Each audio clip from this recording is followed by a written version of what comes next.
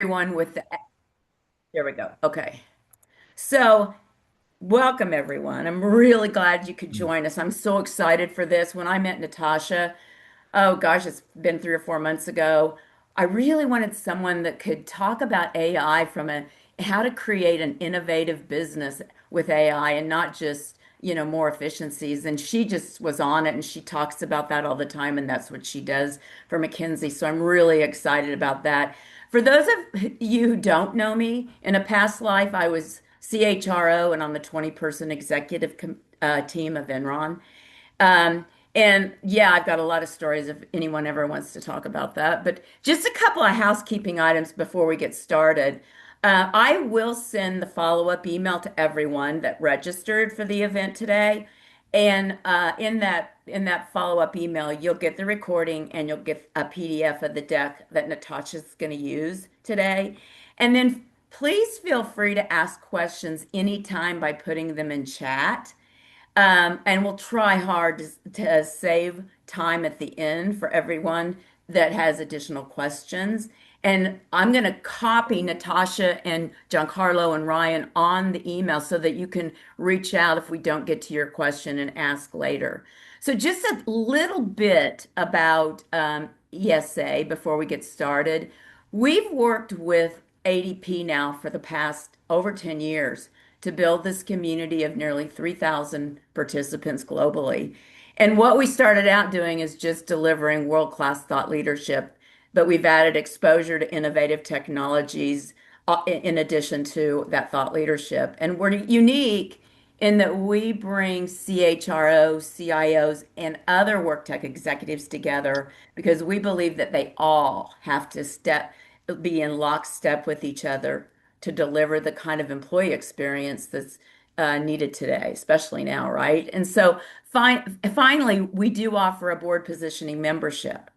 And one of the things that when I was trying to figure out what I wanted to do with the rest of my life, I really wanted to help people fulfill their career objectives. And a lot of executives really want to share their experience on paid public and private boards. So we offer a board positioning membership that provide many of the resources that you need to navigate to your perfect board seat. So check it out on our website. We'd love to have you join us. So again, today I'm really excited to have our thought leader, Natacha Catalino, and she's a senior expert and TEDx speaker at McKinsey and Company based in Boston. And I think as we were talking a while ago, Natasha, you've been with McKinsey over 20 years. And she really helps organizations build their cultures and unlock team effectiveness and individual leadership to drive high performance. And joining her today are two senior guest executives I'm really excited about. Giancarlo Pala, who leads HRIT for the Nestle Company, and Ryan Hansen, who is Vice President of Human Resources at Best Buy. And he leads enterprise learning and leadership development, responsible for shaping the company's learning strategy, including skills for AI. And he just said that he was now is responsible for talent management at Best Buy. So you guys, you are in for a treat with these three amazing people. So with that, Natasha, I'm going to turn it over to you. And I think your first slide's up, so it's all yours. Great. Thank you, Cindy. And well, hello, everybody from Boston. Great to see so many faces. Um, I'm really looking forward to this conversation with all of you, and particularly bringing to life some of the theory that we at McKinsey have been observing in the AI transformations that we've been involved in across the last, year or so, and actually testing some of that theory live with Ryan and Giancarlo. They like to say that consultants are right at least telling you the time at least twice a day when the clock is at the right time, and so. I'm going to share a little bit of theory of what we're seeing and then have a bit of a dialogue to see what's going on in real organizations in Best Buy and Nestle. But in terms of what I spend my time doing across many different industries, really helping organizations unlock value from AI transformation, particularly by focusing on the adoption and scale piece. And I want to maybe start with, if you're familiar with using the thumbs up capacity on Zoom, I'm going to ask you a few questions to get us going. But the three topics that I want to cover today is firstly, what's different about AI transformation? All of us, there you go, Robert, thank you. All of us have been involved in transformation over the many years of our career. But while some things are familiar, even in today's AI era, some things are very different. And so I'm going to really hone in on that. What makes AI transformation different? And then to dig into, and so what's needed from leaders? From you individually and from all of the people that you lead in your organization. And then finally, how do we drive change programs to really unlock the value? So those are the three things that we're going to cover. And it will be no surprise to you that a large proportion of the organizations that we're working with are deploying AI in some format or other. And so let me just see a show of hands. Can you do a thumbs up if the organization that you're a part of is deploying AI in some form or other?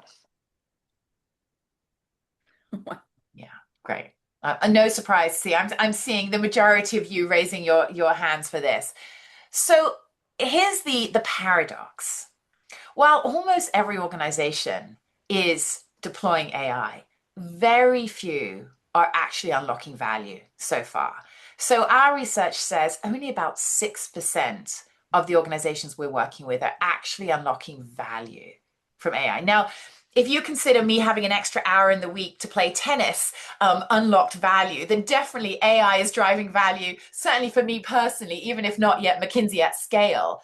But where do all of these micro time savings add up to, and how are organizations generating value from it? So again, I'd love to see a show of hands. For you and your organization, have you yet captured value at the enterprise level from AI? Okay, so one or two. So a rough sample size may be in line with this is the value. So this is what we're going to look at. How do we actually unlock the value from AI? And here is maybe the next surprising thing. Many people are treating AI transformation as a technological challenge.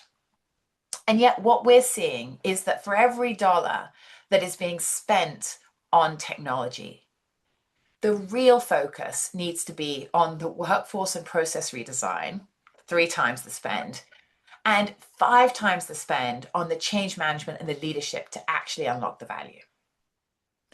And I'm pretty sure that in the organizations that I'm working with at the moment and others, that ratio is not being upheld. So what should we be spending those 5x dollars on when it comes to change management and leadership? And particularly, like, how do we focus differently on AI? So I want to share with you some of our research of what's different in AI transformation. And the first big thing is the fear and anxiety. Now, there's often been fear in the workplace about job cuts that come with transformation, but the headlines these days are raising. Is AI coming for your job? Will the future generations have jobs? And so the anxiety and the challenge to individuals' identities, what value do I bring if Claude Cowork can do my work so well for me? So that is one of the biggest fears that we see. And it is often freezing organizations into lack of forward momentum and creating real pushback from individuals who are part of AI transformations. The second is the lack of trust. And we're seeing lack of trust in multiple angles. I see employees who've given AI tools to use, helping them figure out which healthcare providers they should be phoning up and what content they should be talking about, not trusting those recommendations. So there's a lack of trust in some of the recommendations from the AI tools. But I also see a lack of trust from leaders who are receiving AI slop from their employees and need to apply way more discernment and judgment to manage. So the trust is on multiple angles, and the lack of it is really holding back transformations. Of course, the next thing is the need to entirely rewire processes end to end. This isn't about one individual popping a bit of ChatGPT insight into their work. To really get the value, you need to cross-cut entire processes, and that takes a bit of rewiring. We're also seeing real cognitive brain health implications. How many of you have now got multiple agents running simultaneously that you never stop? And you wake up after a night's sleep to, 10 different work streams that all need attending to, we're actually seeing real impact on mental health and brain burnout of people who are fully agentifying their own work streams. And so the need to take care of employees' brain health is another factor that we've never really seen before. Probably no surprise to you, the talent and capability gaps are real as well. This pace of change is faster than most people can keep track of. Even the pace of change with which certainly McKinsey, the tool of the day is ChatGPT one week, it's Cursor the next, it's Claude the next. It's like even just keeping up with the tools that we're expected to use is challenging. Another big difference is this lack of a fixed end state. One of the classic tenets of transformation in the past was senior leaders figure out an end state and communicate that vision.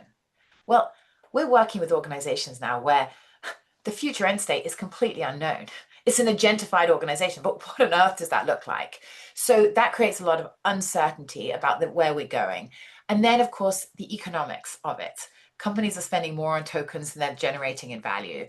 So for companies to actually generate value from these transformations, we haven't figured out yet how to do that.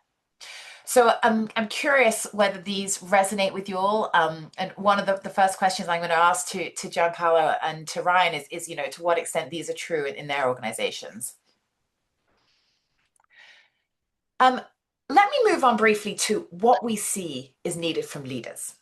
And I think this is going to be no surprise to you that there are two big things that we need from leaders in AI transformation. The first is AI fluency. Now, this is very different from digital transformation. I've done digital transformations where the leaders had no understanding of how the technology was being created, but they were able to lead that transformation. That is not the case in the AI world. You absolutely need to have AI fluency as a leader to effectively lead your organization. You need to see the hallucinations. You need to see the slop that is created. You need to see how quality control has to be embedded with a human in the loop at every level. But in addition to that, we need leaders to be more adaptive than ever. The last 10, 15 years, we've talked a lot about agility and the need for leaders to be agile. And it is many of those traits that continue to be important today. And we'll dig more into what those are. But on a very individual level, here's what I'm seeing often with executives that are holding them back from becoming AI fluent. Firstly, these three mindset traps: the desire for perfection.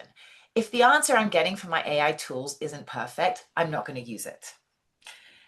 Permanence. If this AI tool isn't going to be around tomorrow because there's going to be a new one, why would I bother learning it today?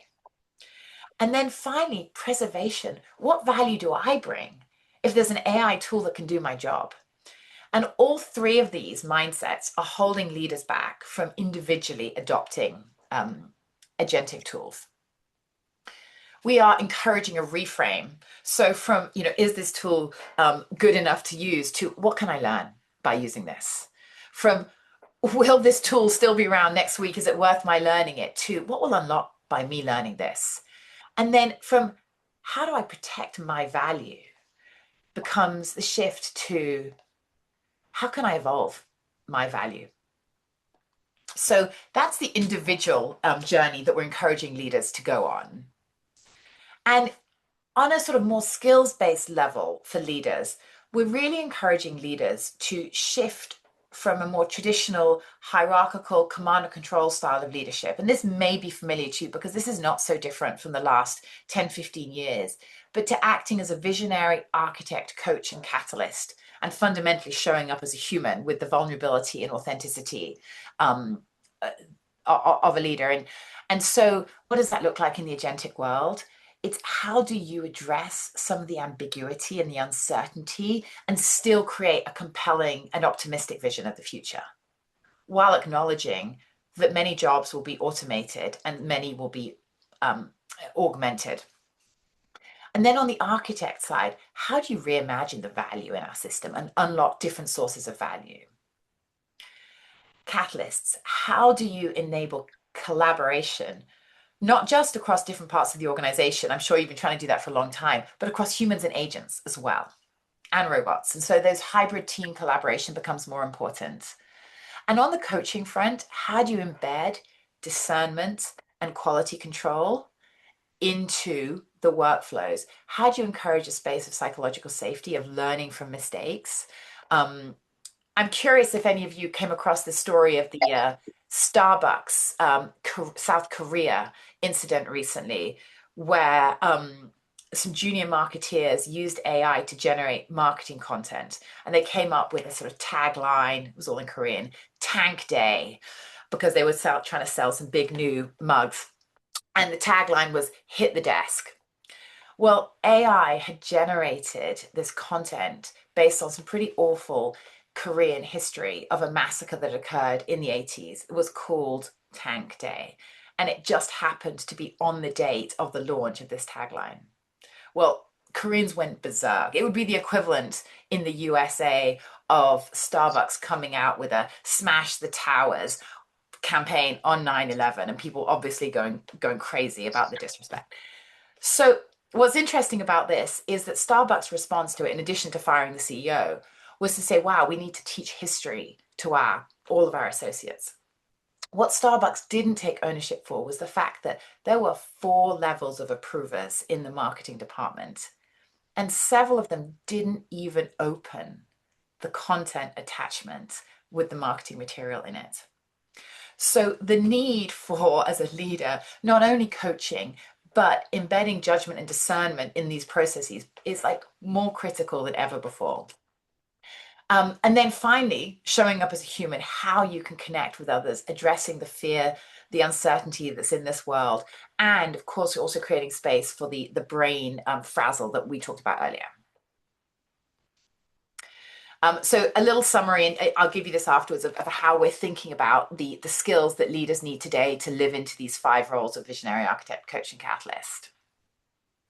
And then the final thing that I want to touch on is that the good news is that our traditional model of change and what we need to do has fundamentally not changed. We still say that to drive transformation, you need to holistically think about creating understanding and conviction so people understand why the change is happening, ensuring leaders are role modeling the change, using reinforcing mechanisms to embed the change, and enabling people with the skills and capabilities to do it.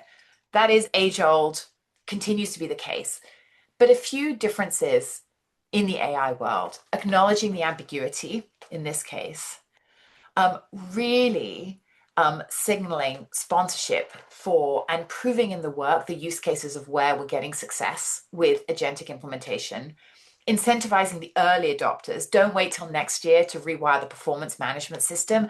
Find small ways that you can positively incentivize early adoption. And then finally, don't offer one-off trainings. Coach the habits till they are embedded in the day-to-day.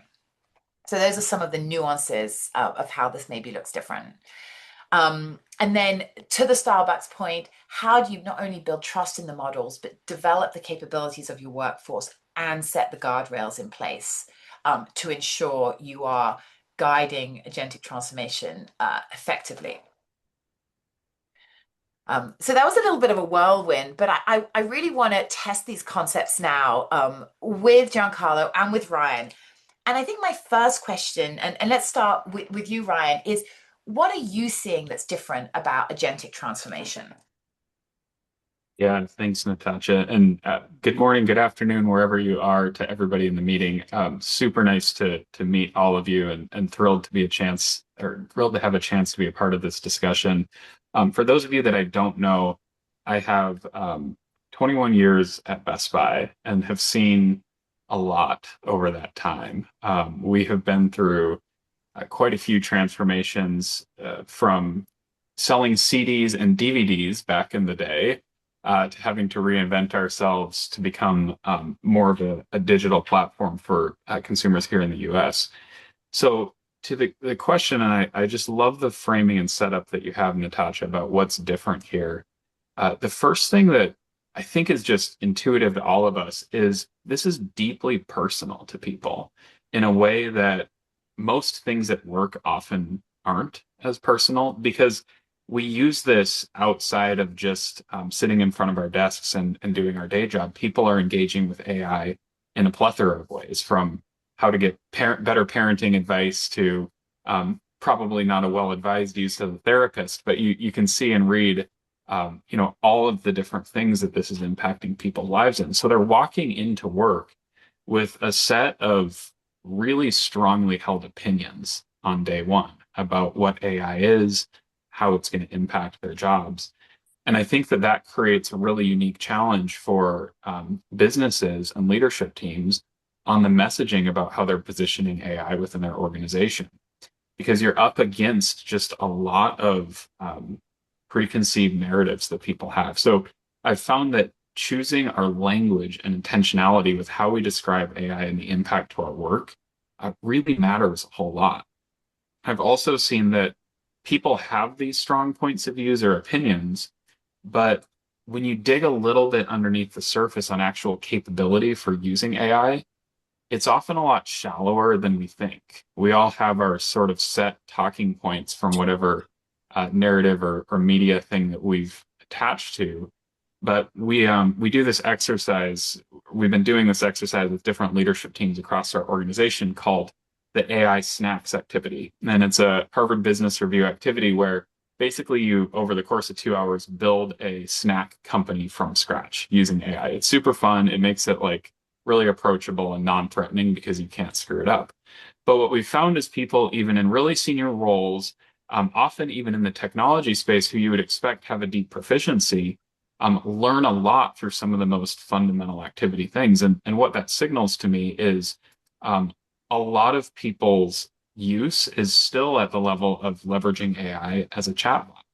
And so how do we as leaders get people deeper into the actual capabilities of this technology? Because as you understand the way it works and the actual foundations underneath it, it changes your opinion on some of the narratives that we might see in the media. So what I've seen in leading through this kind of a transformation is you really have to start quite foundationally and think about how we get people to ground themselves more in facts and the practical ways that this can impact our work versus these really scary narratives about job change or economic change, which is where I've found a lot of people sitting.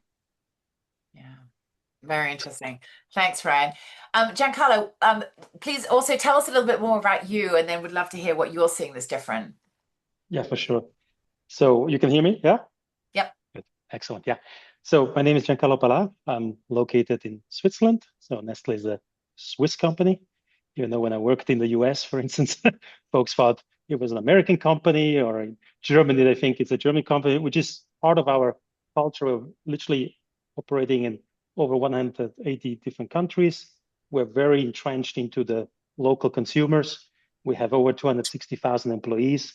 And obviously, we operate in very different categories. If you think about food, pet care, waters, and so on. I think that's really important for us. A lot of our workforce is not just sitting behind a desk. Over 50% of our workforce is in factories, distribution centers, or in Nespresso boutiques. And that's also important when we talk about AI, that we also reach out to those populations. Today, I cover what is more technology space, focusing really on the HR transformation, but also looking at the broader enterprise AI enablement and really bridging between the IT function, HR, and our different businesses. Now, going back to your question, what's different about AI transformation? I think in the past, it was quite simple, right? We would just deploy a platform, train the folks, do some change management, perhaps measure adoption, and that was straightforward. And I think what we see here is, and that's also how we take this on, is that we literally have to step back and ask ourselves, before we even deploy another agent, what and how is the work changing in itself? What is the impact on the HR operating model? What's the experience that we expect for our employees? And what we see is also AI works as well as the foundations when it comes to data and content. And I think that's also some of the hard learnings that we see, especially if you want to scale some of these agents truly at enterprise scale. We might be successful on a single entity, a single agent, but to bring this to the enterprise scale and get the value that you described before, it's very key to hone home on those foundations. And we had For instance, we launched last year a chatbot for the Philippines as our first single entry point for employees, where we bring HR and IT together. And at the beginning was just, oh, let's do a chatbot, very technical, right? What we realized is, and that's again going back to those foundations, content is king, right? And we leverage literally, and we saw for the agent to consume that content, the content needs to be AI ready. So we use now AI to get the content ready for an agent, which is very different than the content you write for humans. And those are, it seems trivial, but we do the same with consumers, right? If you think about new ways to present our products through the Geminis, right? You need to apply the same kind of thinking also when it comes to these agentic capabilities. And along those lines, what we're looking at now is also as we scale this Philippines experience to the whole of Nestle, we had 120 leaders coming together here at the headquarters, and we presented the ambition, the vision, etc. And then we had one of the heads of HR saying, "Oh, I'm ready. I want to go now," right? And then we created a little agent which was assessing each of the Nestle markets. Are you ready? Right? And we had 7 dimensions, which was capabilities, tech readiness, content, data readiness. And the questions I had for her was, let me see if you're ready. And we actually ran it live, right? Where we assessed that specific Nestle entity on the readiness scale. And we gave her a scoring, right? So it's really almost to turn the table. It's not just about you launch the tech, but we assess you. Are you ready on those foundational and prerequisites before we can launch these new agents? And it's, again, going back to HR operating model, how do you leverage services? How do you drive content and so on, right? I mentioned that before. Interesting. One of the things that I'm assuming in what you just said, Giancarlo, is as you're launching a product like that and you were realizing that the data needed to be actually evolved in the format that was in, is there's probably a lot of test and iterate as part of this process, right? Yes. So I'm really curious, how equipped are your leaders to lead in this new way? And what are the skills that you see them maybe most needing to develop? So what we've seen, just going back to that example, was the speed over perfection and the continuous iteration. And we had our head of HR for this pilot market where the first reaction he had was, oh, it's not perfect yet. We're not ready to launch. I hold it off another 6 months.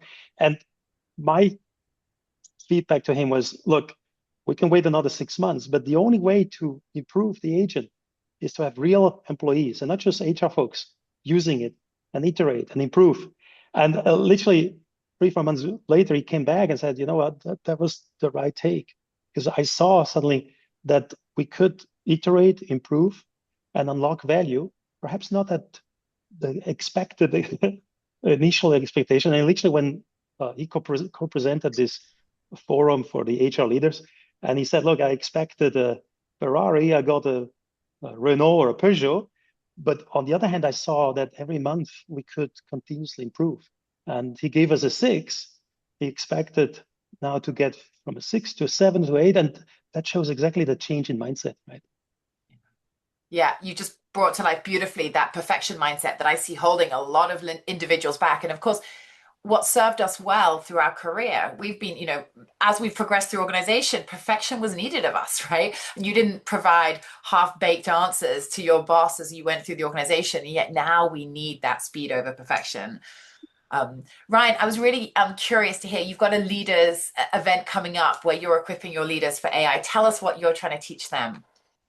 Yeah, I'll give you kind of 4 important things that I've seen we need from our leaders in this era of transformation. Number 1, I think we have to move past talking points. There needs to be a deeper understanding than just the pop culture, media narrative, or basic chatbot usage. And I would just use a recent example. The OpenAI Hugging Face hack example that's been all over the media this week. If you read the stories about that, you can really go from hyperventilation about a Terminator type of scenario playing out here, all the way to a more nuanced point of view about what actually happened here. And so I think it's really important that as leaders, we go a little bit deeper than just the hype around AI because it allows us to create stability for our teams when they have questions. So that's number one. Number two is the only way to build momentum in the organization with AI is to actually use it. There's really limited value here in watching a YouTube video on AI or reading an article about it. What I've learned in my own experience is like literally using it. And, I've built a couple of my own apps for personal use at home has greatly expanded my leadership point of view on how it should show up with my team and my work. And so understanding the math of AI, why something hallucinates, why when you ask it the same question three different times, you'll get three different answers. The more foundations that we have as leaders, the better we're equipped we're going to be to actually build value with AI and then have a better leadership point of view for our team. So that's number two. Number three is I think we have to have a point of view on where AI should show up in the organization. And it's no longer this game of everybody drive adoption, try to do these, cute little productivity hacks. I think it's more about where does this add discrete value to our business? Because we have limited places where we can place bets, particularly as AI moves to more of a tokenization model. What are the places that will have real discrete value and impact? And that's where we should lean in versus kind of dabbling in a lot of different places. And that's one of the things that we've learned from other organizations as we've studied this is kind of a watch point that we've been really careful to avoid. And then number four, and finally, I think leaders have to lead here. And what I mean by that is this is something where there's a lot of fear, there's a lot of excitement, and it's our responsibility to have a really balanced message for our teams. And when we do that, we can create confidence and we can actually create momentum within the organization using some of these tools. So that's four of the things that I'm really encouraging within our organization that we build. And so as we're doing things like a leadership session, we are putting our most senior leaders through basic fundamentals and acumen building because we think that it really matters and it'll help them lead in the future. Hey, Natasha, there's several questions in chat. Do you want to take a few minutes and answer those, or and they're for Juan Carlo and they're for Ryan. Do you want to do that? I just wanted Absolutely. to Yeah, Giancarlo, perhaps go ahead. no, just a comment on what Ryan was saying. Just two things which just come to mind. We had a wonderful gift last week from our CEO, which is posting in our internal engagement platform how he starts his day every day with his agent. And the message was not about efficiency. It was really about how do I increase the quality and speed of my thinking and really see this as a partner in his decision making. And that was super powerful. And we saw literally the adoption increase by, I think, 7 or 8% globally on the day after, right? And then the other thing, fully agree with you, Ryan, the use it yourself, right? I also set up some agents myself. I connected 2 weeks ago my Garmin and realized how to connect and automate with APIs. And it's amazing what you can do. You just have an idea and now you can execute, right? Now doing it at enterprise level, it's some bigger challenge to do so. That's where we also need to educate our functional stakeholders, but fully agree, use it and apply it. And that's the only way to learn, right? Yeah. It's a little different than the classic training, but now I shut up.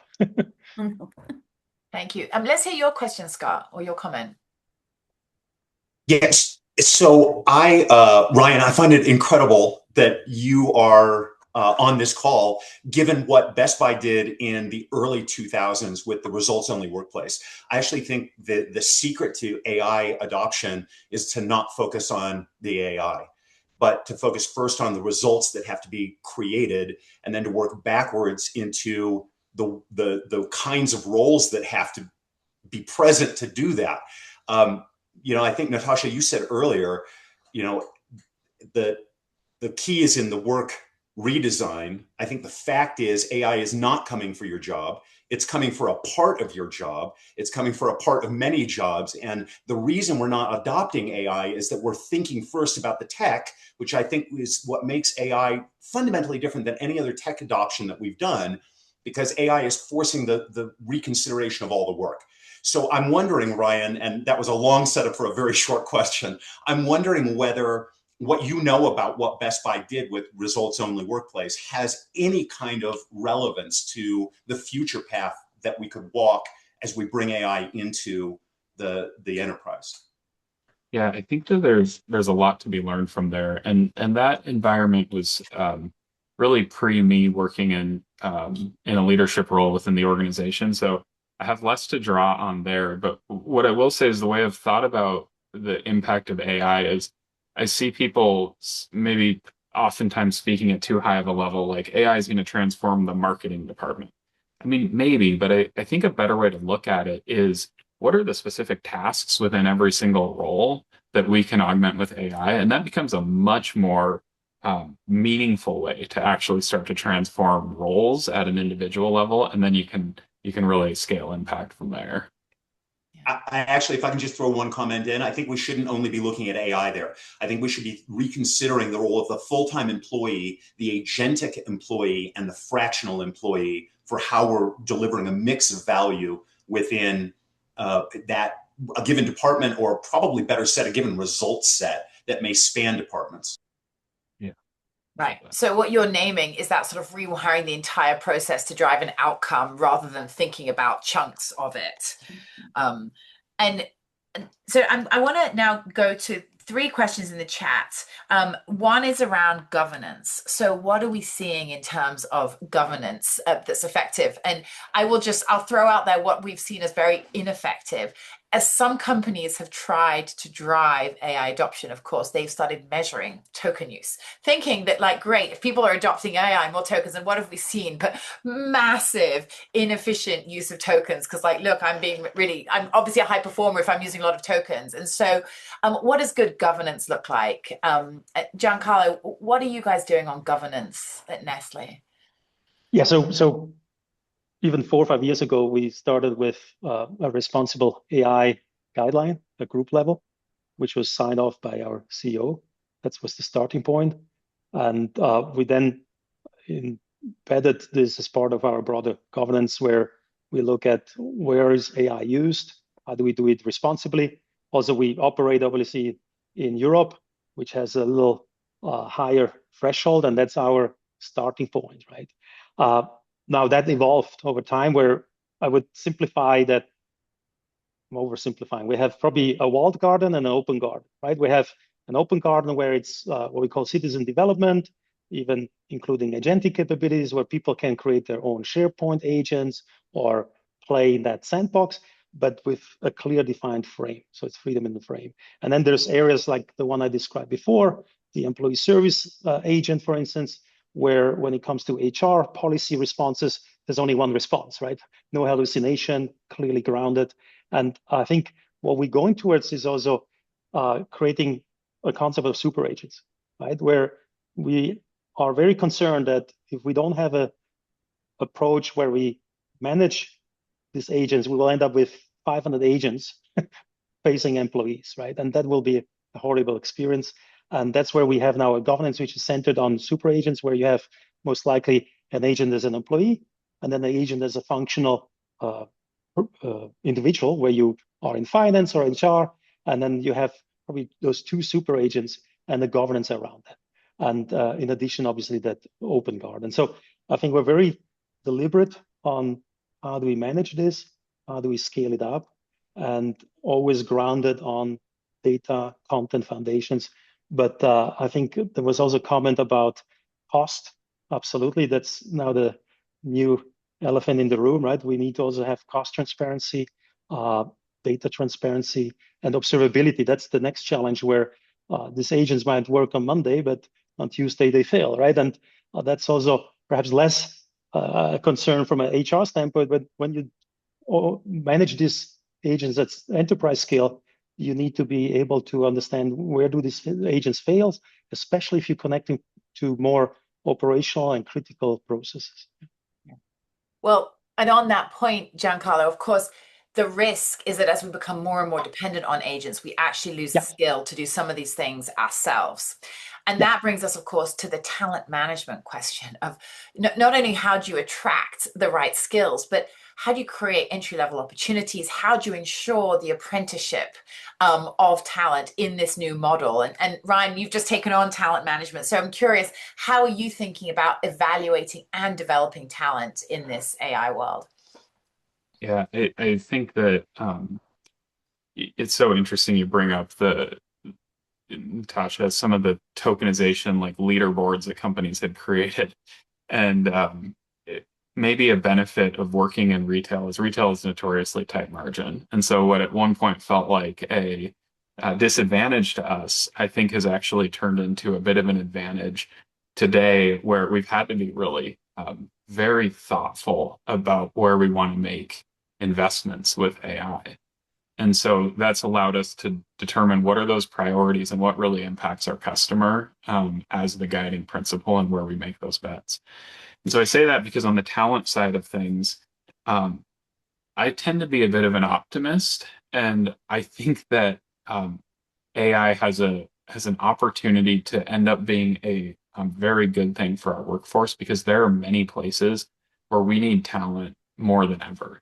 One of the things that large retailers have done, Walmart is an example of this, Target has done it, Best Buy as well, is we've become clear on what roles we need in the future and where we're going to need talent and have built career paths behind that for people so that folks aren't just going after a random job that might be impacted by AI in the future.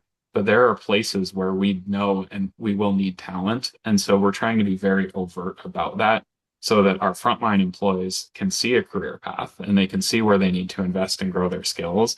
And then we work to link things like our tuition program to give them opportunities for certifications and degrees in those areas that can help them achieve their goals. So I think that the framework and very important thought process behind where we need talent in the future is more critical than ever.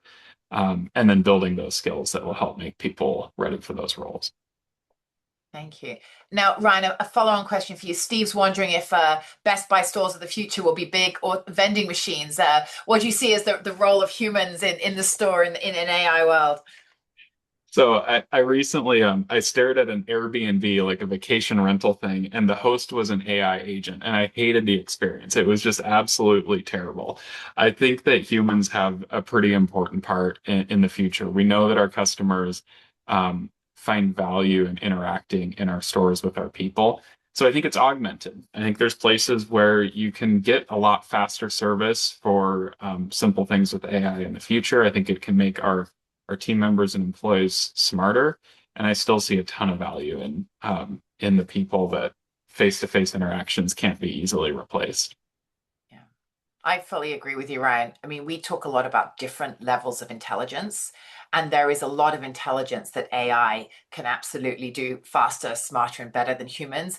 But there is still a vast amount and depth of human intelligence that AI cannot yet replicate that becomes so important in how we support, inspire, lead people. So I'm fully with you there. Scott, do you want to, or Steve, one last question? I just think, Ryan, one, thank you. I'm glad you think that way. We're gonna but I'm questioning, what's the value of people? I think as you look at AI, we're going to need people to be more caring, service oriented, but our society historically doesn't value service skills. It's why retail employees are all paid almost the exact same amount, even though there's huge differences in the effectiveness of customer service.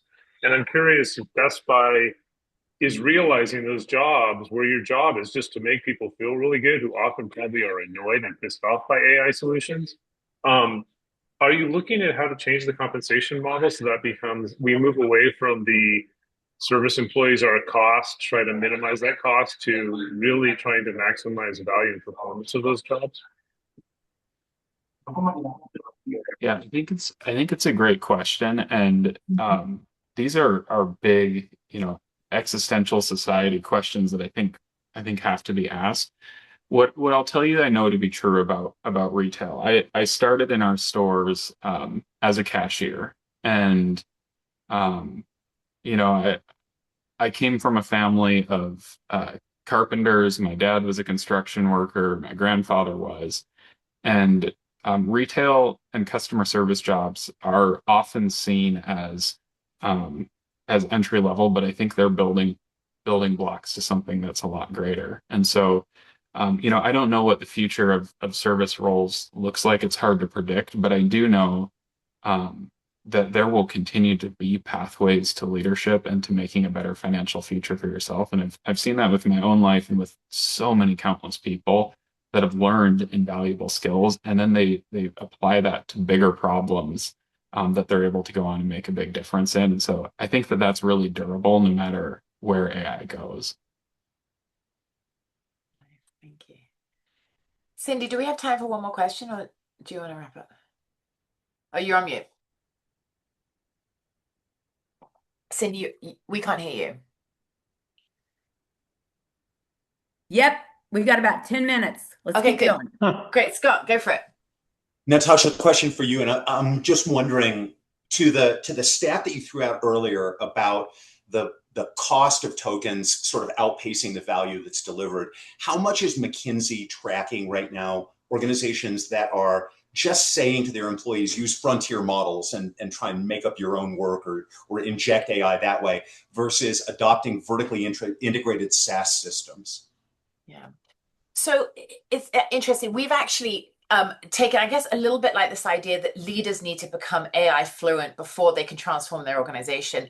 We've taken a philosophy that using AI to find opportunities to generate more value, to improve outcomes, and a sort of informal bottoms up, let a thousand flowers bloom approach is actually a very effective way to then identify hotspots. We have a case that we teach, which is called the Adam case. And there was a guy called Adam in a bank who was clearly very AI forward. He used AI tools in his home life. And he started, without being told by his boss, to use AI to essentially rewire not only his part of the banking sort of process, but essentially to rewire the entire process of which he had a part of.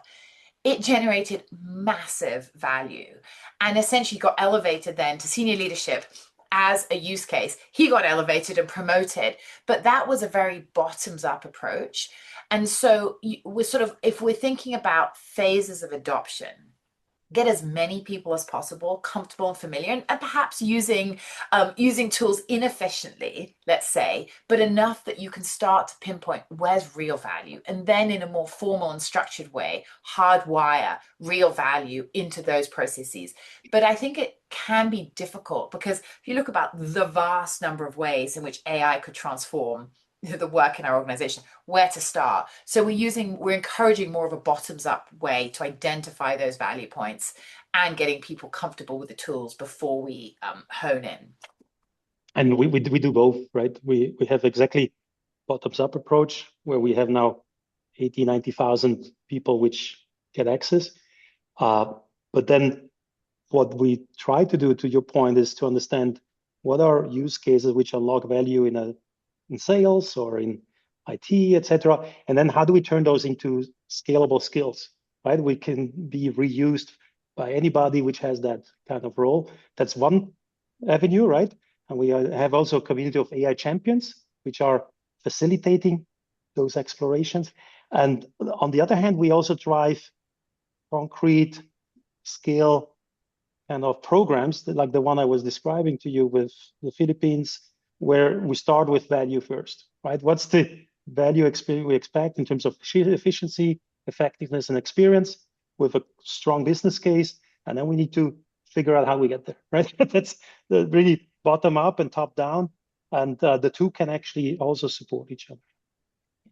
And Giancarlo, there's two questions in the chat. Everyone is curious to hear about your assessment readiness criteria that you mentioned earlier. Can you tell us, that lady that said she was ready, what did you assess her on? That's a secret IP. No. So, okay, 7 dimensions, and let's see if I still have it. So, content, is your content ready? We have a content quality index where we measure your content for all your knowledge articles, the people data quality. So is your people data ready for AI, right? Because that's the foundation to personalize the answer. Do you have the common technology stack? Because we're not going to connect 700 different applications. We really focus on the 7, 8 global ones, which we want to double down on. There was a whole piece on capabilities and adoption of AI tools, what I mentioned before. We can measure markets in terms of usage and intensity of use down by role, right? And then there were some other dimensions which were more in terms of change management, et cetera, and process alignment. And with that, we were able to rank markets with a percentage of basically an index, right? And that would show you where you have to focus on which dimensions and how ready are you to be future ready. Right? But again, this was not, some measures we have, right, which are very objective. Some were more high level assessment. I think what's more important for us in the next 6 months is how do we drive the right action depending on your assessment. Where do you have to put the focus? Are you poor on quality of data or content, or do you have to even have to put some of the technology foundations in place? And that's what we can now focus on with our regional teams to drive exactly that change. Natasha, there's a couple of questions about tokens. I'm not sure that, I think Emily asked a question. Did you get an answer on that through the discussion? I think I kind of figured it out, but the big challenge that we have is I've got a bunch of people that are really worried about the cost of it. Yes. And trying to, but I took the concept of, what are we going to do with this and how do we do it responsibly to kind of help with that? But man, I work with a bunch of accountants that can't get off of this, how much it costs. Yeah, but that's where I think there's exactly two arenas, right? There's the one arena which is let people use it and get the value. There it's mainly efficiency, right? That's obviously a challenge in terms of understanding and be transparent the cost, but also use the right model. You don't always need to have the Fable or Opus latest or whatever Gemini most advanced models. What's the most cost effective model? But on the other hand, we also see if we start with the value and we have a clear understanding of what model to use for a given outcome, we can also be cost effective, right? And I think for me, it's also there is value. Let's be transparent on the costing of the different use cases, and the two have to go hand in hand. But we do that upfront, right? And that's what keeps me awake with this whole scaling of this Philippines pilot. That is something we do upfront, and that's what keeps me awake right now. What's the cost to scale it up for the US or for other markets? And that can't be an afterthought, the same as the responsible AI. Yeah, I would just add, I think that each business having a really strong business case around why and how they want to implement AI, it just helps make the financial decision making a lot better versus I want to drive adoption. And that's what drives spend because you have people doing these very random things that they might think are adding value, but just helping me be a little bit more productive. I love I think tennis analogy you used, Natacha. Like that's not a benefit to the organization. So how do we get against what's the business case that we have in play and go there? And this is why personally I'm becoming more of a fan of some of the narrower models to a use case. It's great that my LLM knows the capital of France, but I don't know if that's particularly helpful to the business versus, there's a very specific customer service use case here for our laptop repair business that adds a lot more value against the problem that we're solving for. And so I've become a lot more interested in some of those models.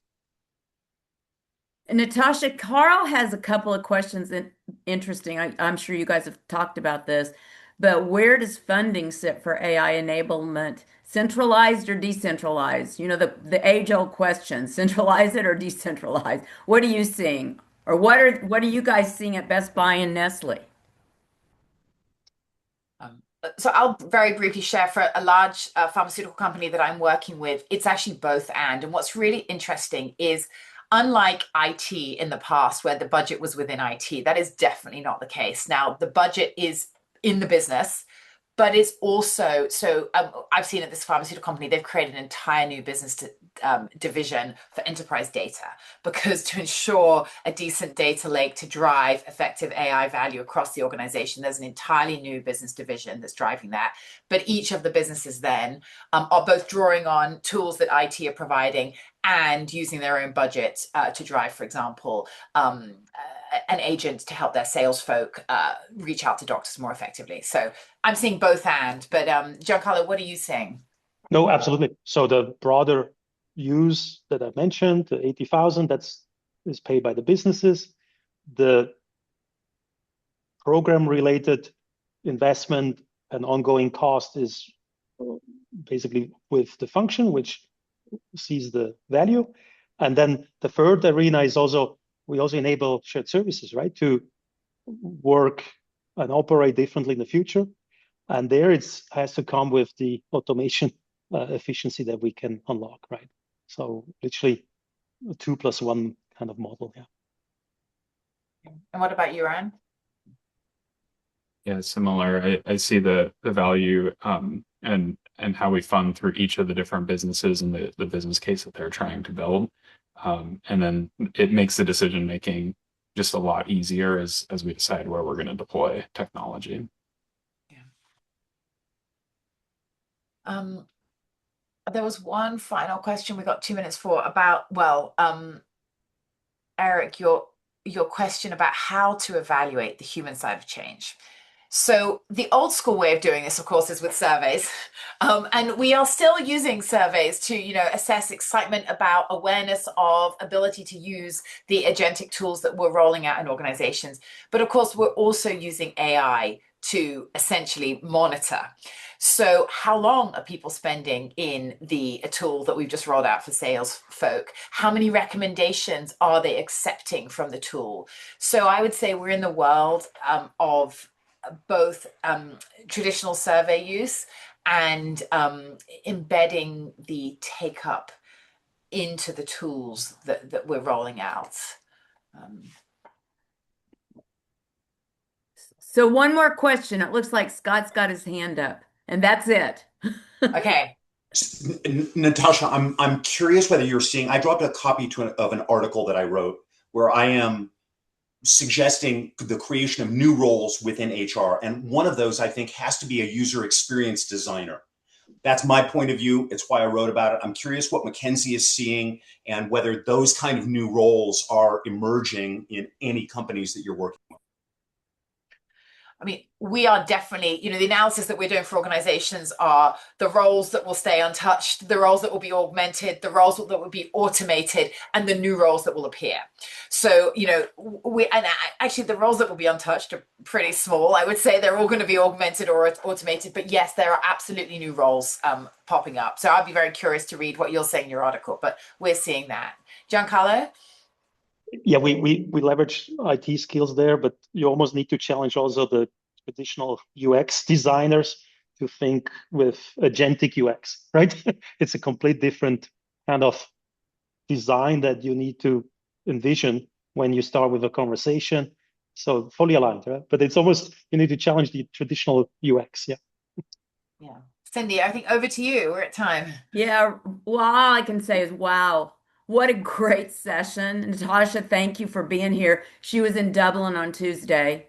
So we're really lucky that we had her. And Giancarlo and Ryan, you were amazing. We really, really appreciate you being here. Look for the email with the recording and the deck. And if you have additional questions, I'm sure these three will be more than happy to answer them. So thanks for being here, everybody. Appreciate it. Thank you all. Bye. Bye-bye. Bye, guys.